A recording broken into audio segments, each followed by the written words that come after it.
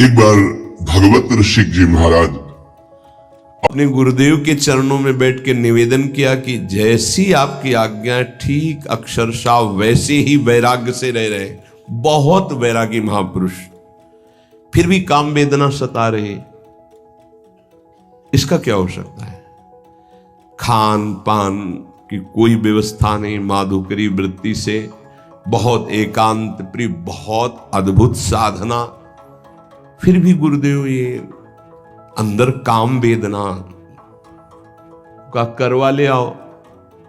उस करवा में गांव में तो उसे अंडी कहते हैं, बड़ा पेड़ होता है, छोटे छोटे उसके ऐसे बीज होते हैं, उससे तेल निकलता है। तो वो बोले करवा ले आओ, ले आए। बोले देखो इसमें तेल तो नहीं है। बोले नहीं। पानी भरा, थोड़ी देर रखा तो तेल आ गया। बोले जानते हो इसमें तेल क्यों आ गया? क्योंकि इसमें तेल रखा गया था। फिर धोया, फिर डाला, फिर देखो फिर आ गया ना तेल। बोले अब देखना। और उस करवे को रसोई मनिया की गई थी तो ढेर सारी आग थी, उसी आग में रख दिया।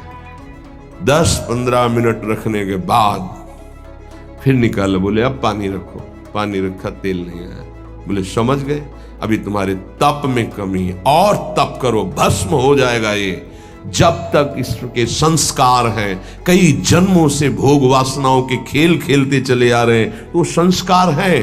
जहां संयोग बनेगा तहां वो प्रकट होने लगेगा, वो दिखाई देने लगेगा। भस्म करो इसको तप के द्वारा। जैसे आग में रख दिया गया तो संस्कार भी तेल के भस्म हो गए, वो पानी में अब दोबारा फिर नहीं आए। ऐसे ही तप के द्वारा, भजन के द्वारा वासना को भस्म कर दिया जाता है, तब उपासना परिपक्व होती है। तो माधुर्य भाव, ये जो प्रेम लक्षणा भक्ति है, इसमें सबसे बड़ी सावधानी, चढ़ के मैन तुरंग पे चलिबो पावक माए, इसमें अत्यंत वैराग्य की आवश्यकता है। तो जो प्रारंभ से एकदम जुड़े और सही दिशा नहीं मिली, गुरुजनों का सही निर्देश सानिध्य नहीं मिल पाया, तो वो फिर इसी में भटक जाते हैं, इसी में भटक जाते हैं संसार मार्ग में। क्योंकि हृदय में एक द्रवण क्रिया होती है, उस द्रवण क्रिया के लिए वैराग्य की बाढ़ होनी चाहिए, वैराग्य की कसौटी। अगर वैराग्य की बाढ़ नहीं है तो द्रवण क्रिया फैल जाएगी। पहले राग रहित होकर फिर अनुराग में जाया जाता है। तो कह रहे माधुर्य उपासक को चाहिए आरंभ में किसी महापुरुष के निर्देश के अनुसार साधना में पहले लगे। क्या प्रिया प्रीतम का प्रेम रस है, क्या उनका नित्य विलास है, बिल्कुल मतलब नहीं। समझ रहे? जो मंत्र दिया, जो उपासना दी, जो पाठ दी, जो दिनचर्या बताई, बस उस पे चलना है। वहां विचार की क्षमता नहीं आपकी। धीरे धीरे धीरे धीरे राग रहित होकर पहुंच जाएंगे आप। अब कैसे समझेंगे आप? कैसे अंदर प्रवेश हो? इसीलिए कहा है प्रथम सुने भागवत भक्त मुख भगवत बानी। क्यों? इतने बड़े महापुरुष भगवत ऋषिक जी ने सीधे क्यों नहीं कह दिया श्री सुख मुख जू बचन सुनावो, तब श्री हरिवंश सुनाम कहावो, मन सुमिरन मिश्रे में? क्यों भाई ऐसा क्यों कह दिया? ये जो बात नहीं समझते हैं ना, वो हमारे ऐसे किसी की बात नहीं सुनना, आचार्य वाणी की बात मानो। भीर मिटय भट जमन की, भय भंजन हरि सोय, भय भंजन हरि सोय, भरम भूल्यो भटकत कद, भगवत भक्ति विचार, वेद भागवत प्रीति रति, भक्त चरण धरि भाव, तरत भव सिंधु अगाधा। सेवक जी महाराज, सी सेवक वाणी जू अति अगाध मत गूढ़, बिरलो कोई समझई हित मार्ग आरूढ़, हित मार्ग आरूढ़, भाव भागवत मिले सब चार, वेद सुस्मृत जो चार, अवगाय ले जब तब पावे सेवक हृदय, जो हित मार्ग उपदेशी है। क्यों कहा? क्योंकि गीता और भागवत की कसौटी पर, वैराग्य और ज्ञान की कसौटी पर जब हृदय कस गया तो माधुर्य रस परोस दिया गया। समझ, अभी तो जीवत तो है, देहाभिमान, मैं पुरुष मैं स्त्री, कैसे इस रस का इसीलिए गुरुदेव की आज्ञा पे चलो, रस की बात को मत देखो कि हमारा तो सहचरी भाव आता ही नहीं, ऐसे आ जाएगा। तुमको इससे मतलब नहीं कि सहचरी भाव क्या है, प्रिया प्रीतम का नित्य विहार क्या, तुम्हें साधना से मतलब है। तुम पुरुष समझ रहे हो, हाँ चलो लगो, पहले ककाहरा पढ़ो, मात्राएं पढ़ो, पहले उन शब्दावली पढ़ना सीखो, फिर पीएचडी की बात समझ में आएगी। ये वासुदेवा स्वरमिति से पढ़ाई शुरू होती है, ये कोई छोटी मोटी नहीं है। वृंदावन नित्य विहार रस है ये। यहां बड़े बड़े ब्रह्म ऋषि भी जहां हार गए, वो ये रस है वृंदावन का प्रेम रस। हार गए कृष्णात् परम किमपि तत्व महाम न जाने, अभी तो पहुंचे ही नहीं किशोरी जूझ तक। श्रीमद सूदन सरस्वती जी कहते हैं, जो ब्रह्म चिंतन में स्वराज्य स्वरूप स्थान में विराजमान आत्मबोध संपन्न महापुरुष, उनको जब रूप माधुरी ने आकर्षित किया श्री कृष्ण चंद्र की, तो कहते हैं कृष्णात् परम किमपि तत्व महाम न जाने। और उनको क्या पता कि ये सौंदर्य माधुर्य समुद्र सी लालजु वेणु करान्निपतिता स्खलितम शिखंडम भ्रष्टम च पीत वसनम ब्रजराज सुनो यस्याह कटाक्ष सर्पात, यस्याह कटाक्ष सर्पात विमूर्छितस्य। कैसे पता चलेगा?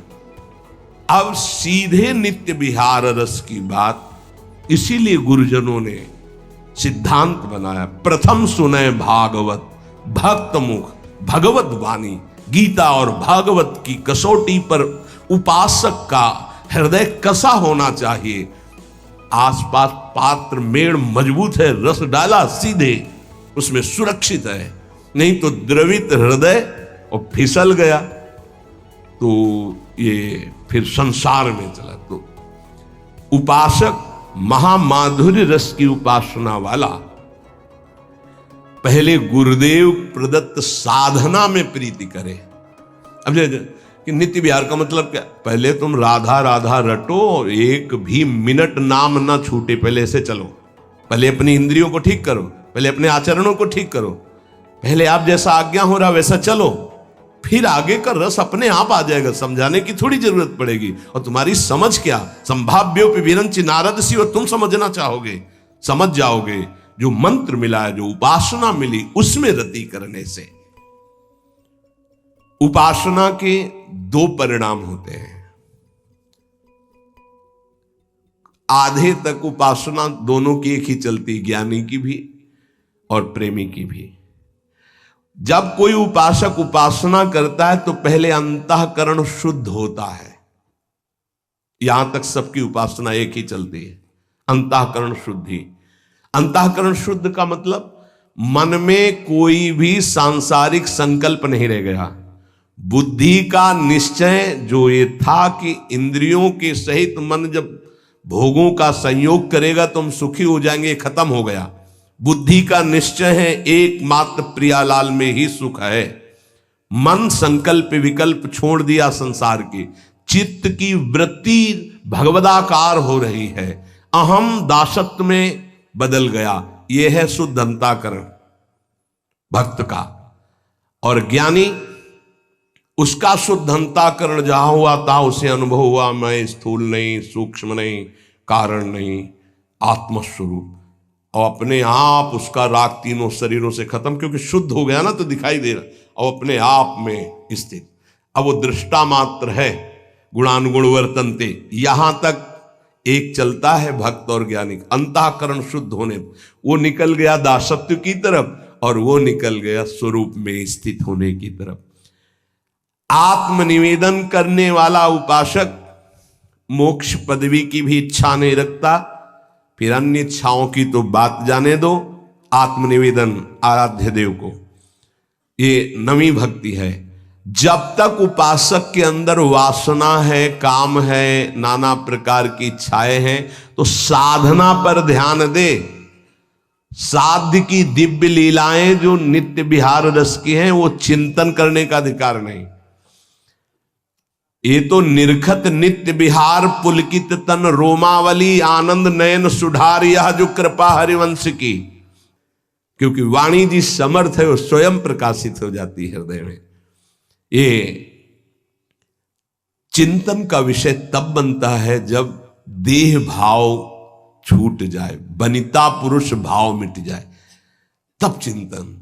आज वन क्रीड़त श्यामा श्याम, सुभग बनी निस शरद चांदनी, रुचिर कुंज अभिराम, खंडन अधर करत परि। ये चिंतन जो दिव्य भावावेश में अपने सहचरी स्वरूप में वो देख रहा है, सामने निकुंज है, कैसी चांदनी छिटकी हुई है, कैसी सुंदर शैया है, कैसे प्रिया प्रीतम विराजमान, वो सब शोभा। ये अर्थ थोड़ी हो सकता है, अर्थ नहीं हो सकता, ये चिंतन का विषय होता है।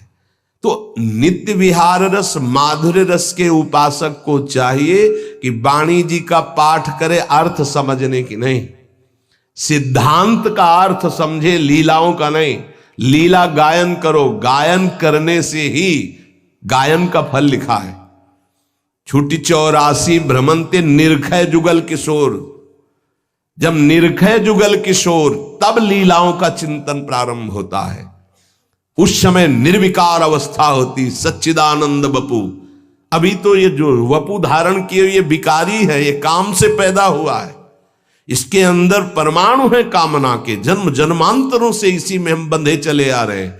इस शरीर की रचना काम से हुई है, संकल्प कामना, चिंतन काम का, संकल्प काम का, कामना, उससे इसकी उत्पत्ति, सृजन ही इसका हुआ है। और जिस देह से सेवा होती है उसका भाव से सृजन होता है, ध्यान रखना। वो न संकल्प का है न कामना का देह है, वो गुरु प्रदत्त मंत्र के भाव का देह है, उसे भाव देह कहते हैं। विशुद्ध सच्चिदानंद बपू प्रेममय, तब नित्य विहार लीला का चिंतन। जरा सा चिंतन हुआ, हृदय में अद्भुत आनंद आंसुओं की छड़ी लग गई। देखो प्रिया प्रीतम झूल रहे हैं, पैंग बढ़ी तो अबलात सुकुमार डरत मन, वर हिंडोर झकोर तो पुलक प्रीतम उर लागत दयनो उरज। अब अरुझी बिमल माल कंकन सो कुंडल सो कचडोर, ये शोभा जब देखी सके, ओह कैसा अपार सुख हो रहा है। तो दय असीस हरिवंश प्रशंसत करी अंचल की। जो आचार्य हरिवंश महाप्रभु जी जो हित सजनी स्वरूप में है, आशीर्वाद, ये सुख जब इन नेत्रों से देख रहा है उपासक, इतनी सामर्थ्य, तब उसका सही भाव और अर्थ समझ में, शब्दावली से नहीं, शब्दावली से नहीं समझ सकते हैं। इसीलिए गुरुदेव भगवान का आदेश, महापुरुषों के रसिकों की बात माननी कि वाणी जी का अर्थ नहीं, गायन करो, गायन करने मात्र से छुट्टी 84 भ्रमंते निर्खय जुगल के। पहला तो यही है कि भवजल निधि को नाव और काम पावक को पानी। गाते गाते देखना तुम्हारा हृदय कैसे निष्काम हो जाता है। निष्काम हृदय ही प्रीति रस में, अभी तो बहुत कूड़ा करकट। तो वाणी जी गाओ, नाम जप करो, श्री जी की सेवा करो, आठों पहर जो कर्तव्य कर्म है धर्म पूर्वक करो, भगवद अर्पित करो। निष्कामता पहले जागृत होगी, फिर प्रेम मार्ग का रहस्य आए। जैसे हम इंटर कॉलेज है और वो कक्षा 1 से लेकर 12 तक है, तो हम पढ़ाई 1 से शुरू करेंगे कि 12 वाले स्कूल में बैठ जाएंगे। ऐसे ही ये जो नित्य विहार रस है, ये साधारण से लेकर असाधारण स्थिति तक पहुंचाने के लिए है। तभी कहा है श्री सुखमुख जो बचन सुनाओ। सेवक जी कह रहे श्रीमद् भागवत और भगवत गीता जी ये साधक की कसौटी है साधना की। ज्ञान वैराग्य भक्ति रस से परिपूर्ण, तब जाकर आत्मसमर्पण और फिर पाई रस भक्ति। गूढ़ जुग जुग जग